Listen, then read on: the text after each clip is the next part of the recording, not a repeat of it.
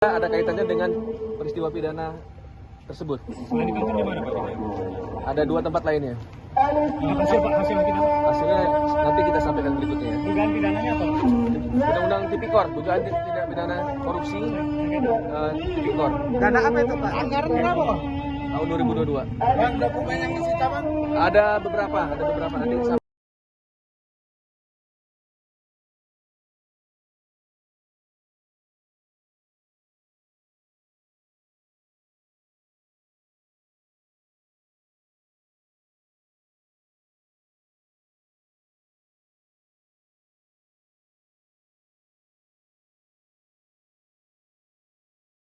Terima kasih. Sebelum saya menyampaikan orasi ini, permohonan maaf dari Ketua Umum, saya boleh. Oke, semangat teman-teman semua. Saya mewakili Ibu Ketua Umum Pengurus Besar Ikatan Bidan Indonesia, Ibu Dr. Eni Nurjasmi MKes. Beliau menyampaikan salam perjuangan. Ya, baik, ya. Oke.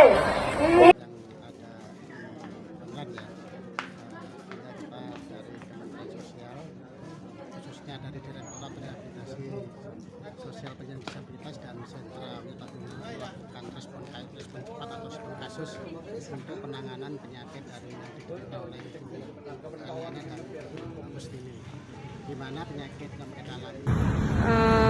Masjid Al-Furqon ini langsung ke gedung parkir Pemkot Bandar Lampung ini.